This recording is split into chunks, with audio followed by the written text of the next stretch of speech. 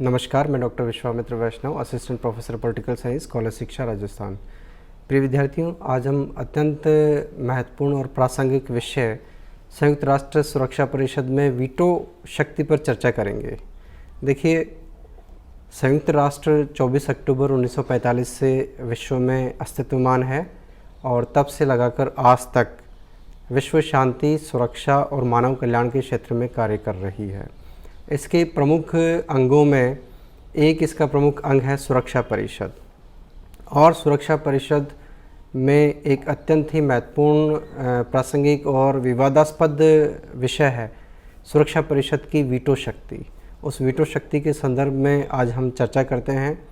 देखिए, सबसे पहले हम ये जान लेते हैं कि डम्बार्टन, ऑक्स और सैन फ्रांसिस्को सम्मेलन, संयुक्त राष्ट्र संघ को बनाने के लिए जो विभिन्न सम्मेलन आयोजित किए गए थे, उनमें से ये दोनों सम्मेलन जो है संयुक्त राष्ट्र सुरक्षा परिषद के विचार और उसके एग्जीक्यूशन पर केंद्रित थे, और इसके माध्यम से UNSC, United nation security council अस्तित्व में आती है। और हम जानते हैं कि यह विश्व का सबसे छोटा निकाय है, और उसके बावजूद विश्व के लोगों का भाग्य इस सबसे छोटे निकाय या संगठन पर आधारित है। विश्व के तमाम राष्ट्रों ने अपना भाग्य इसको सौंप दिया है। यदि हम संयुक्त राष्ट्र महासभा को विश्व की व्यवस्थापिका या विश्व का प्रतिनिधित्व करने वाला अंग यदि मानते हैं, तो सुरक्षा परिषद सर्वोच्च शक्ति का प्रतिनिधित्व करती है। और हैंस केल्सन ने इसीलिए विश्व का विद्युत शक्तिगृह, electric power house, united nation security council को कहा है। और संयुक्त राष्ट्र के अनुच्छेद 23 से लगाकर 54 तक में संयुक्त राष्ट्र सुरक्षा परिषद के संदर्भ में प्रावधान है। हम जानते हैं कि संयुक्त राष्ट्र संघ का जो चार्टर या जो संविधान है वो 119 अनुच्छेदों में या आर्टिकल में उसका विवेचन है। देखिए, सबसे पहले हम वीटो शक्ति के परिचय पर चर्चा करते हैं। हमारे लिए सबसे महत्वपूर्ण बात यह है और सबसे आश्चर्यजनक बात यह है कि वीटो शब्द का संयुक्त राष्ट्र चार्टर में कहीं भी उल्लेख नहीं है, और फिर भी वीटो जो है इस विश्व का सबसे विवादास्पद प्रश्न है, वीटो शक्ति। देखिए, याल्टा सम्मेलन जो फरवरी 1945 में होता है, उसमें तत्कालीन अमेरिकन राष्ट्रपति रूजवेल्ट की मान्यता थी कि स्थायी शांति एवं संयुक्त राष्ट्र की सफलता के लिए महाशक्तियों के आपस में सहयोग और समन्वय का होना अत्यंत आवश्यक है। और शायद इस समन्वय के लिए संपूर्ण विश्व की महाशक्तियों को एक प्लेटफॉर्म पर रखने के लिए, एक राय होने के लिए यह वीटो शक्ति उनको दी गई है। देखिए, शाब्दिक अर्थ अगर वीटो का हम देखते हैं तो सीधा सा इसका अभिप्राय है, मैं अनुमति नहीं देता हूँ, अर्थात मैं पूर्णतः असहमत हूँ, और मेरी असहमति के बाद जो विषय या जो प्रस्ताव या जो प्रपोज़ल सामने है उस पर किसी भी तरह की कोई कार्रवाई नहीं होगी। इसका मतलब यह है कि I have the power to say no, ये वीटो का शाब्दिक अभिप्राय है। देखिए, वीटो जो है किसी भी कार्य को नहीं करने के लिए रखा जाता है, ये एक ऐसी शक्ति है। तो इस वीटो का प्रयोग संयुक्त राष्ट्र सुरक्षा परिषद में कैसे होता है, वो इसका जो वोटिंग सिस्टम है सुरक्षा परिषद का, उससे संबंधित है। तो सबसे पहले हम सुरक्षा परिषद में जो वीटो का प्रयोग कैसे होता है या वो मतदान प्रक्रिया कैसे होती है, इस बात को समझते हैं। देखिए, संयुक्त राष्ट्र संघ का अनुच्छेद 27, उसके चार्टर का अनुच्छेद 27 इस मतदान प्रक्रिया के संदर्भ में बात करता है। देखिए, 27(1) ये कहता है कि प्रत्येक स्थायी सदस्य को एक मत का अधिकार होगा। देखिए, हम ये जान लेते हैं कि संयुक्त राष्ट्र संघ में कुल, संयुक्त राष्ट्र संघ का जो सुरक्षा परिषद है उसमें कुल 15 सदस्य होते हैं, 15 में से 10 अस्थाई टेम्पररी मेंबर होते हैं जो 2 वर्ष के लिए चुने जाते हैं, और 5 स्थायी सदस्य हैं जो 24 अक्टूबर 1945 से संयुक्त राष्ट्र में बने हुए हैं। उसमें उनकी संख्या में अभी तक कोई परिवर्तन नहीं हुआ है, जबकि अस्थायी सदस्यों की संख्या में एक बार परिवर्तन हो चुका है। तो यहाँ देखिए कि 27(1) ये कहता है कि प्रत्येक राष्ट्र को 1 वोट देने का अधिकार होगा। 27(2) ये कहता है कि क्रियाविधि संबंधी विषयों पर या जो प्रोसेसरल जो मैटर्स है उस पर संयुक्त राष्ट्र सुरक्षा परिषद के 9 सदस्यों का स्वीकारात्मक मत यानी अफर्मेटिव वोट वहाँ पर आवश्यक होता है। 27(3) जो महत्वपूर्ण है, जो वीटो से संबंधित है, वहाँ पर भी देखिए वीटो शब्द का प्रयोग नहीं है। 27(3) ये कहता है कि अन्य सभी महत्वपूर्ण मामलों में यानी ऑन ऑल अदर मैटर्स सुरक्षा परिषद के 9 अफर्मेटिव वोट यानी 9 स्वीकारात्मक वोट, जिसमें स्थायी सदस्यों के समर्थन वोट ज़रूरी है।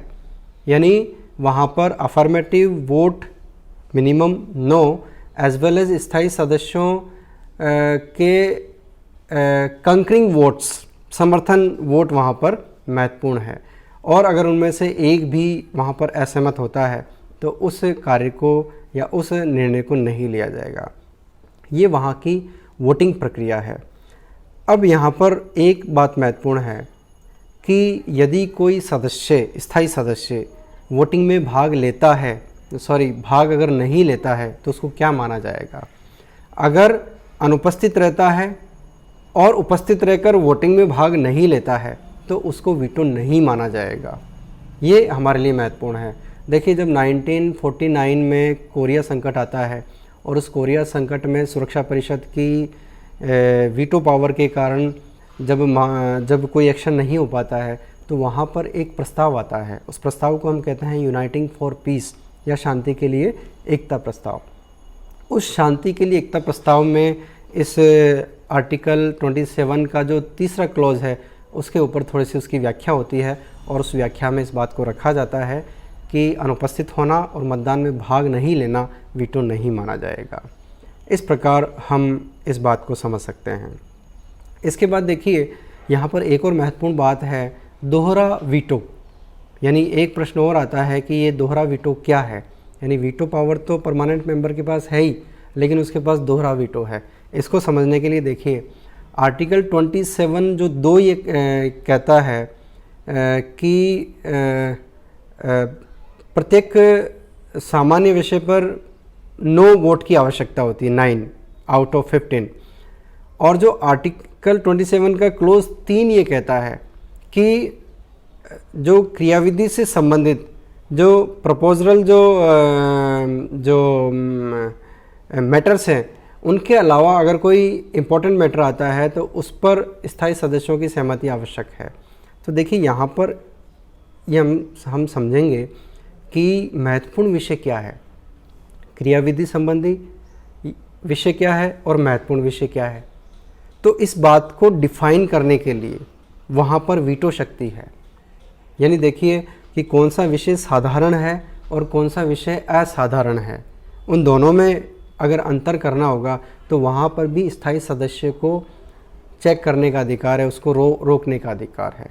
तो यदि कोई विषय है उसको अगर कोई स्थायी सदस्य पास नहीं करवाना चाहता है तो पहले तो वो ये कोशिश करेगा कि ये विषय महत्वपूर्ण विषय बने ही नहीं, ये साधारण ही बना रहे, ये क्रियाविधि संबंधित विषय ही बना रहे, तो वहाँ पर वो रोक सकता है। और उसके बाद जो है जब उस विषय पर, जो उस प्रपोजल पर जब एक्शन होने की स्थिति आती है तो वहाँ पर भी वो उसको वीटो कर सकता है। तो यहाँ दोहरा वीटो से हमारा अभिप्राय यह है कि विषय को महत्वपूर्ण बनाना है या नहीं बनाना है, वहाँ पर वो वीटो करता है। उसके बाद उस महत्वपूर्ण विषय, यदि मान लो महत्वपूर्ण विषय अगर उस पर एक्शन करना भी है संयुक्त राष्ट्र सुरक्षा परिषद को, तो वहाँ पर भी वो वीटो कर सकता है। इस प्रकार स्थायी सदस्य को 2 वीटो के अधिकार वहाँ पर प्राप्त होते हैं। इसको हम दोहरा वीटो कह सकते हैं। तो हम अब ये देख सकते हैं कि सुरक्षा परिषद की जो ये मतदान प्रणाली है ये अपने आप में महत्वपूर्ण है। और इसमें जो है प्रत्येक महाशक्ति को जो है 2 वीटो का अधिकार है। अब हम एक और महत्वपूर्ण हमारा जो इस पे प्रश्न है कि वीटो से कौन कौन से महत्वपूर्ण निर्णय लिए जाते हैं। तो देखिए, जब कोई नया सदस्य बनता है तो वहाँ पर वीटो पावर महत्वपूर्ण है। जब यदि कोई विषय शांति सुरक्षा का है या कोई कहीं शांति भंग होने की स्थिति है, कहीं ऐसा अनुमान है कि यहाँ पर विश्व में टेंशन्स क्रिएट हो सकती है, तो वहाँ पर जो निर्णय लिया जाता है यूएनएससी द्वारा, वहाँ पर वीटो कार्य करता है। इसके अलावा विषय को साधारण या असाधारण बनाना है, वहाँ पर वीटो, जिसकी हमने चर्चा पूर्व में कर ली थी। इसके अलावा चार्टर में यदि कोई संशोधन करना है तो वहाँ पर वीटो शक्ति का प्रयोग किया जाता है।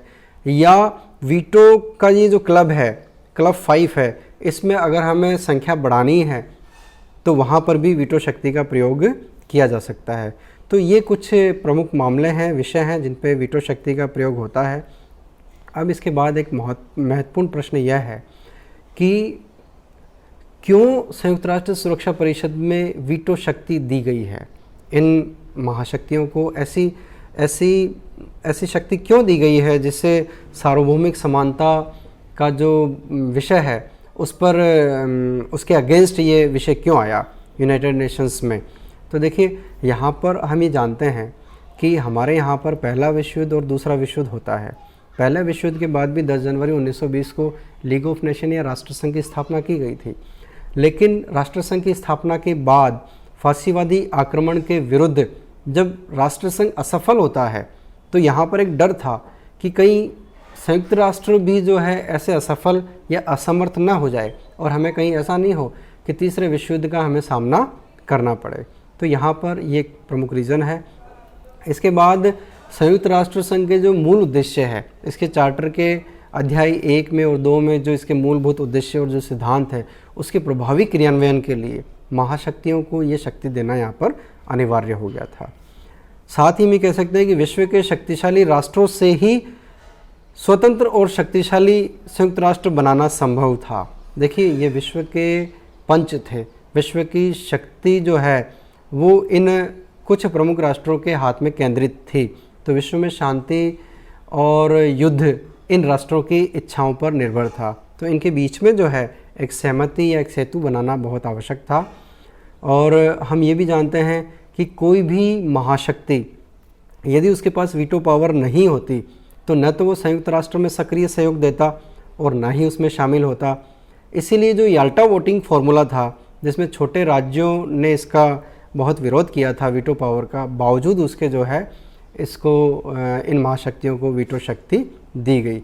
तो हम ये कह सकते हैं कि जो तत्कालीन जो महाशक्तियाँ थी, उन महाशक्तियों के मध्य में संतुलन करना जो है इसको वीटो शक्ति देने का प्रमुख कारण रहा है।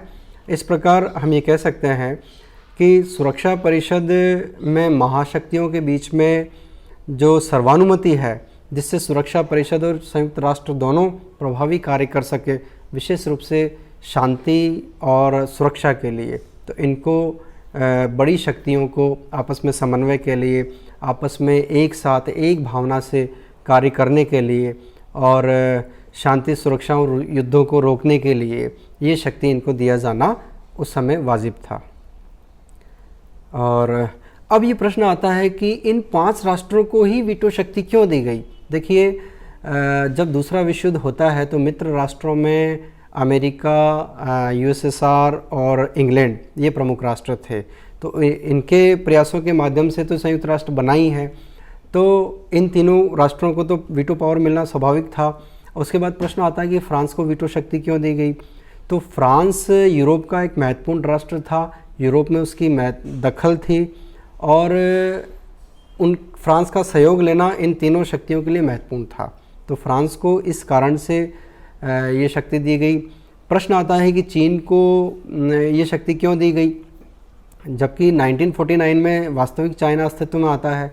तो चीन के लिए था कि जो एशिया महाद्वीप है या जो सुदूर पूर्व है, जो दक्षिण एशियाई जो क्षेत्र है, उसमें एक बड़े लोकतांत्रिक राष्ट्र का होना आवश्यक है और उसका सहयोग संयुक्त राष्ट्र के लिए आवश्यक है। तो संभावित भूमिका चाइना की विश्व में जो आगे आने वाले समय में जो भूमिका थी, उस भूमिका को ध्यान में रखते हुए, और चीन ने जो है जापान के अगेंस्ट मित्र राष्ट्रों का सहयोग भी किया था, तो उस बात को ध्यान में रखते हुए चीन को ये वीटो शक्ति दी गई। इस प्रकार इन 5 राष्ट्रों को ये स्थायी सदस्यता दी गई संयुक्त राष्ट्र सुरक्षा परिषद में। इनके पास ये महत्वपूर्ण शक्ति रही। अब देखिए कि वीटो जो शक्ति है, जिसका उपयोग दुरुपयोग 1945 से आज तक होता आया है, उसका यदि हम मूल्यांकन करते हैं कि वास्तव में ये ज़रूरी है या नहीं है, इससे क्या क्या कहाँ कहाँ हमें लॉस हुआ है, उसके संदर्भ में हम चर्चा करते हैं। देखिए, महाशक्तियों की आपसी फूट, शीत युद्ध और विचारधाराओं का अंतर और क्षेत्रीय प्रश्नों पर जो हितों में जो टकराव था, वास्तव में उनके कारण सुरक्षा परिषद ठीक ढंग से कार्य नहीं कर पाई। यानी हम ये कह सकते हैं कि वास्तव में इन महाशक्तियों के आपसी स्वार्थ जो थे, उनके कारण इस वीटो शक्ति का दुरुपयोग होता है। जैसे कि गुडरिच और हैब्री ये कहते हैं कि चार्टर का कोई भी अनुच्छेद इतना विवादास्पद नहीं रहा जितना अनुच्छेद 27 विवादास्पद रहा है। पामर पाकिन्स भी यही कहते हैं। वो ये कहते हैं कि किसी भी बात में संयुक्त राष्ट्र संघ के प्रति जनता का विश्वास इतना अधिक नहीं डगमगाया, इतना अधिक उन्होंने विश्वास नहीं खोया जितना सुरक्षा परिषद के निषेधाधिकार या वीटो की शक्ति के प्रयोग और दुरुपयोग ने किया है। यानी इस के दुरुपयोग ने जो है विश्व के लोगों का विश्वास खोया है इस विश्व संगठन के प्रति। और उसके बाद हम ये कह सकते हैं कि वीटो के कारण ही जो है यूनाइटेड नेशंस सिक्योरिटी काउंसिल या यूनाइटेड नेशंस खुद अपने जो निर्धारित जो निश्चित लक्ष्य थे, उद्देश्य थे, उनको प्राप्त करने में आंशिक सफल रहा है और इसका दुरुपयोग ज़्यादा हुआ है। हम इतिहास को अगर देखते हैं तो उससे हमें पता लगता है। और जितने भी शांति सुरक्षा से संबंधित जो विषय थे, जो प्रस्ताव थे, महाशक्तियों ने अपने हितों के अनुरूप उनको मोड़ा है, अपने स्वार्थों के लिए, अपने समर्थक राज्यों के हितों की सुरक्षा के लिए। और विशेष रूप से जब नए राज्य बने तो वहाँ पर भी एक लॉबिंग होती थी कि कौन सा राष्ट्र इस शीत युद्ध के समय में जो 1945 से 1991 तक जो चला, वहाँ कौन सा राष्ट्र कौन से गुट में सम्मिलित है, तो वहाँ पर भी इसका अत्यधिक दुरुपयोग होता है। और जो हमारा जो कलेक्टिव सिक्योरिटी का जो कॉन्सेप्ट है, विश्व में जो सामूहिक सुरक्षा की जो अवधारणा है, उसको अगर सबसे ज़्यादा अगर नुकसान अगर उसको हुआ है तो वो वीटो शक्ति के माध्यम से हुआ है। हम ये जानते हैं कि शीत युद्ध, विचारधाराओं का संघर्ष जो बढ़ा है, वो उसका जो प्रभाव है वो वीटो शक्ति के ऊपर भी पड़ा है या सुरक्षा परिषद के ऊपर पड़ा है। और इसके अलावा हम ये भी जानते हैं कि जितने भी भाई जब संयुक्त राष्ट्र विश्व का सर्वाधिक व्यापक संगठन बन चुका है, बावजूद उसके जो है नाटो, सीटो, सेंटो, वारसा या अन्य जो क्षेत्रीय संगठन अस्तित्व में आते हैं, इस वीटो पावर की असफलता के कारण ही आते हैं। और हम अगर गुटनिरपेक्ष आंदोलन को भी अगर हम देखते हैं तो वहाँ पर हम ये पाएंगे कि विश्व में विकासशील राष्ट्रों का या जो राष्ट्र शांतिपूर्ण विकास चाहते हैं, उनका कोई प्रतिनिधित्व नहीं था। उनको ऐसा फील होता था कि सुरक्षा संयुक्त राष्ट्र तो जो है, यूनाइटेड नेशंस तो जो है अपनी वीटो पावर के कारण जो है सफल सा होता जा रहा है। लेकिन देखिए, ये तो वीटो की आलोचनाएं हैं, लेकिन अगर हम वीटो के लाभ की, इसके कुछ देखिए सिक्के के 2 पहलू होते हैं, तो वीटो शक्ति से कुछ लाभ भी हुए हैं। देखिए, संयुक्त राष्ट्र की कठिनाइयों का कारण स्थायी सदस्य या वीटो नहीं है। अगर हम इसका निष्पक्ष मूल्यांकन करते हैं तो वीटो के कारण संयुक्त राष्ट्र असफल होता है, ये गलत है। वास्तव में इसका जो मूल कारण है वो स्थायी देशों का जो पारस्परिक वैमनस्य था, उनके पारस्परिक स्वार्थ थे, उनका स्वयं का जो शक्ति प्रदर्शन था, ये इसका मुख्य रूप से कारण रहा है कि ये संगठन कार्य नहीं कर पाया। देखिए, अगर हम उदाहरण के रूप में चाहे हम कोरिया संकट लें, चाहे हम क्यूबा संकट लें, चाहे हम 1991 का खाड़ी संकट लें, या यदि हम चाइना को 1971 में जो सुरक्षा परिषद की स्थायी सदस्यता जो ट्रांसफ़र हो रही है गणराज्य से माओ के चाइना को, तो वहाँ पर भी हम ये पाएंगे कि वहाँ पर इनके जो है आपसी स्वार्थ और आपसी हित ये ज़्यादा महत्वपूर्ण रहा। लेकिन इनके कारण वीटो सुरक्षा परिषद की वीटो शक्ति बदनाम हुई, जबकि वास्तव में इसके कारण इन महाशक्तियों का आपसी स्वार्थ रहा। देखिए, वीटो राष्ट्रीय शक्ति व्यवस्था और संयुक्त राष्ट्र की विकासमान शक्ति व्यवस्था को जोड़ने वाली एक कड़ी है। देखिए, राष्ट्र को हर राष्ट्र प्रभुता संपन्न राष्ट्र है, संप्रभुता संपन्न राष्ट्र है। तो राष्ट्रीय शक्ति और संयुक्त राष्ट्र की शक्ति के बीच में यदि हम इस सिस्टम को समझे, पावर सिस्टम को अगर हम समझते हैं, तो यहाँ पर वीटो ने एक सेतु का कार्य किया है, एक ब्रिज का कार्य किया है। वीटो पावर ने एक सेफ्टी वॉल्व का कार्य किया है कि कई बार जो है ऐसी स्थितियाँ आई कि विश्व पता नहीं तीसरे महायुद्ध की तरफ कब बढ़ जाए या कहीं पर हम शांति या सुरक्षा का कार्य नहीं कर पाए।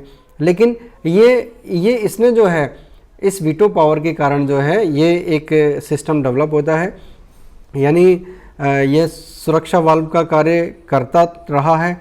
ये एक तरह से बैलेंस ऑफ पावर, शक्ति संतुलन का कार्य भी इसने किया है और कई जगह पर इसने न्याय भी दिलाया है। अगर हम भारत का उदाहरण लें तो जब 1947 में जब भारत और पाकिस्तान का जो कश्मीर विवाद है जब यूनाइटेड नेशंस में जाता है, तब यूएसएसआर के माध्यम से भारत को समर्थन मिलता है।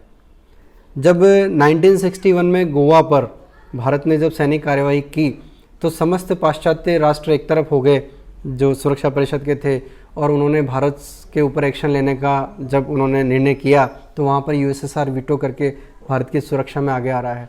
जब 1971 में भारत और पाकिस्तान और बांग्लादेश का ये जो ट्रायंगल बनता है, ये जो टेंशन्स यहाँ पर क्रिएट होती है, उस समय जो है अमेरिका और इसके जो प्रमुख सहयोगी राष्ट्र थे उन्होंने भारत को अपनी सेनाएं वापस लेने के लिए, वापस बुलाने के लिए या भारत के ऊपर प्रभाव डालने के लिए सुरक्षा परिषद में एक प्रपोजल लेके आते हैं। उसका वीटो जो है यूएसएसआर करता है। तो कई जगह ऐसी स्थितियां आई कि वीटो ने जो है किसी पर्टिकुलर राष्ट्र के साथ न्याय का कार्य भी किया है। तो देखिए, वास्तव में जो है अगर वीटो का मूल्यांकन करें तो वीटो जो है महाशक्तियों के मध्य गतिरोध के कारण ये इसका दुरुपयोग हुआ है। जबकि अगर यही जो है सद्भावना और मतैक्य से काम करती महाशक्तियाँ तो शायद वीटो हमारे लिए एक इतना महत्वपूर्ण विषय, चर्चा का महत्वपूर्ण विषय नहीं बनता। तो यहाँ पर महाशक्तियों के बीच में मत का जो मतैक्य का जो कंसेंसस का जो अभाव था वो वहाँ पर महत्वपूर्ण है। तो देखिए, वीटो से हमें यहाँ पर कुछ फ़ायदा भी होता है, लेकिन अगर हम इसका वास्तविक मूल्यांकन या निष्कर्ष में अगर हम पहुँचते हैं तो देखिए, बदलते परिप्रेक्ष्य में 1945 में जब वीटो पावर 5 महाशक्तियों को प्राप्त होती है तो वहाँ पर 51 राष्ट्र थे और प्रत्येक वीटो शक्ति जो है 21.8% का प्रतिनिधित्व करती थी।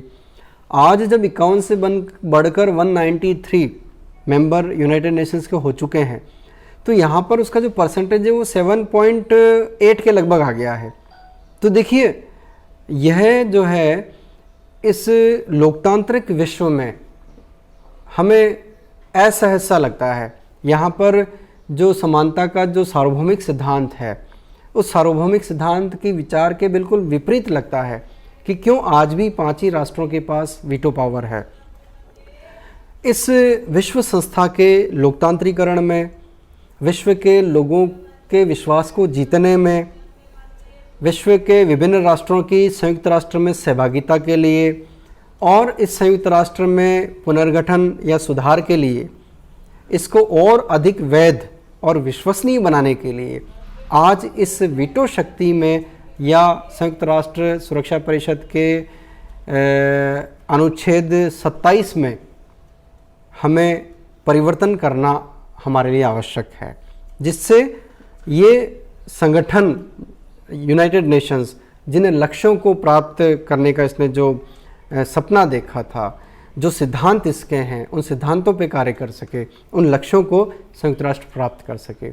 इसके लिए संयुक्त राष्ट्र के लोकतांत्रिकरण के लिए, इसको और प्रभावी विश्व संगठन बनाने के लिए हमें इस वीटो में परिवर्तन करने की आवश्यकता है। जैसे अगर हम नई शक्तियों को अगर हम देखते हैं तो भारत है, साउथ अफ्रीका है, इंडोनेशिया है, ब्राज़ील है, ये विश्व में ऐसे राष्ट्र हैं जो नए शक्ति के केंद्र हैं और इन नए शक्तियों के केंद्र की सहमति भी विश्व की समस्याओं के समाधान के लिए आवश्यक है। आज अगर हम भारत का एग्जाम्पल लें तो भारत जनसंख्या के दृष्टिकोण से, क्षेत्रफल के दृष्टिकोण से, इसकी इकोनॉमिक ग्रोथ के दृष्टिकोण से विश्व समुदाय में भारत की जो भूमिका है कि भारत एक बिग बी, बड़े भाई की भूमिका में है।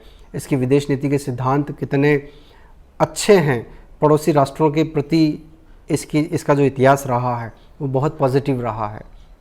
विश्व की जो समस्याएं हैं, चाहे वो क्लाइमेट चेंज से लेकर हो, चाहे वो आर्मामेंट से लेकर हो, चाहे वो एटॉमिक प्रॉब्लम से लेकर हो, भारत की जो नीतियां हैं, भारत की जो विज़न है वो बिल्कुल डिफरेंट है। तो क्यों न हम भारत को भी इसकी सदस्यता दी जाए, है ना। तो देखिए ऐसे ही अन्य शक्तियों के केंद्र भी है जिनको वीटो पावर देकर इस विश्व में इस संगठन को हम और अधिक डेमोक्रेटिक कर सकते हैं और अधिक लोकतांत्रिक बना सकते हैं।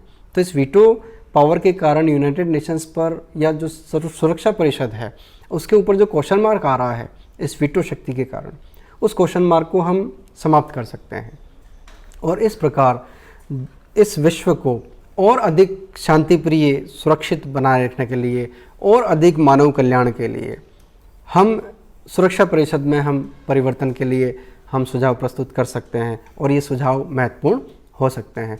इस प्रकार हम जो है सुरक्षा परिषद की वीटो शक्ति क्या है, इस वीटो शक्ति का प्रयोग कैसे होता है, इस वीटो शक्ति का प्रयोग अभी तक कैसे हुआ है, इससे हमारे को क्या क्या लॉसेस या ड्रॉबैक्स रहे हैं, इसके क्या बेनिफिट्स हमारे पास रहे हैं और आज क्यों इस स्ट्रक्चर में संशोधन की हमें आवश्यकता है, इसको हमने इस विमर्श के माध्यम से समझा और ये इस वीटो में संशोधन होना आज समय की आवश्यकता है, इस विषय पर भी हमने चर्चा की।